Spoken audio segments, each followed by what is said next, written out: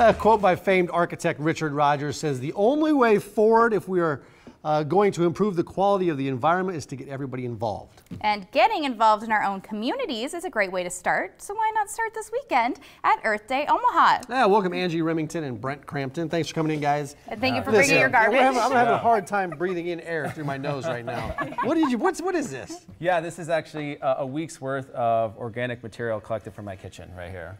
So, what do you eat on a particular week? Yeah. I mean, well, I asked him what that was. In there? Like well, spaghetti? honestly, what is in there? So flours, there's spaghetti, there's limes, there's vegetable scraps, there's coffee grounds. That's the majority of it. Yeah. Yeah. Okay. Yeah. I enjoy when Anthony's Steakhouse is in here a little more than having this sit on the counter when they bring steaks and fillets. But this is important, though. Yeah. And the reason why you brought it is because you're incorporating composting into Earth Day Omaha this year, and we're going to get to that in just a second. But first, Angie, I want to talk about Earth Day Omaha. It is on Saturday. Yep. What do you have planned?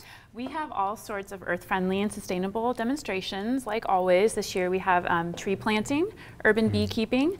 We have an interactive children's area with activities for kids of all ages, and we are really excited about our main stage lineup this year. We have National Geographic photographer Joel Sartori and much more. You can find the full lineup on our website at www.earthdayomaha.org. Yeah, Joel Sartori is one of the best out there. He's been around for a long time. How does Earth Day impact Omaha here? And I guess moving forward and getting people thinking about the environment. Yeah, you know, we think of it as an educational event for the public. We incorporate a lot of recycling, including electronics recycling at our event. And this year we're really excited to work with Hillside Solutions to incorporate composting as part of our effort to demonstrate commitment to the environment. And so how are you going to do that? How are you working composting in this weekend? How do you compost? Yeah. So, yeah, let's start with that. I mean, for people who don't know about composting. Essentially, composting is nature's version of recycling. So where we take aluminums and plastics and we turn that into other aluminums and plastic products, nature takes organic material like this and it turns it into that soil.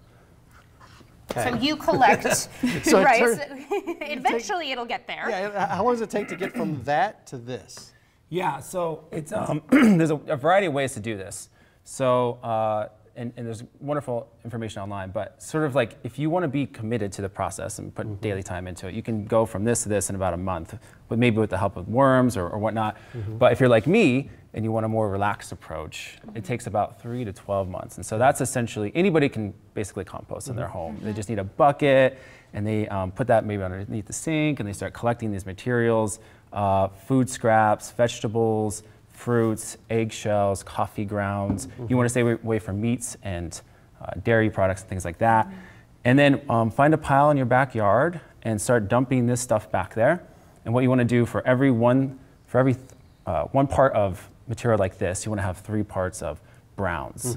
So leaves. So everybody that's collecting, doing yard waste cleanup right now, keep those leaves because then you put those in with this, and then you basically have everything in that pile to break it down, and in 3 to 12 months you'll get some stuff like this. Just like this. I keep getting whiffs every time. I know, I do too. Every time, like I'm a hand talker and I do that, but every time you look at it, it's like coming at me. Blow it right at you. But I think the biggest part of composting is knowing exactly what you can compost and what you can't. Like you said, dairy and meat's probably not a good idea. Stay away from that. But can they go on earthdayomaha.org to find out about the composting, or is there other places you would recommend? Yep. And also Hillside Solutions will have a booth at our event on Saturday, so you can stop by and find more information. Brent was talking earlier about a handy guide they're going to have printed for the event.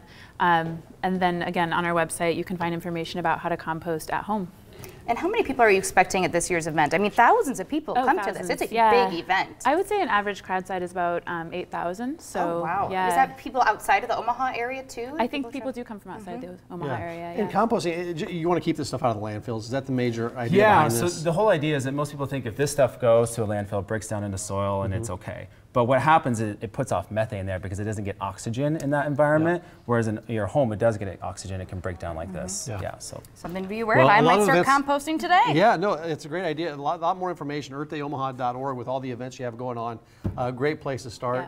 And a great way to start to figure out how to compost. Yes, good luck getting this off of the counter. I was going to say, how are you going to clean all this up? Have you figured that part out yet? We need to videotape that. That's your problem. It's our problem. Here you guys go. Well, you're not coming back next year. Earth Day Omaha, Saturday at 11 a.m.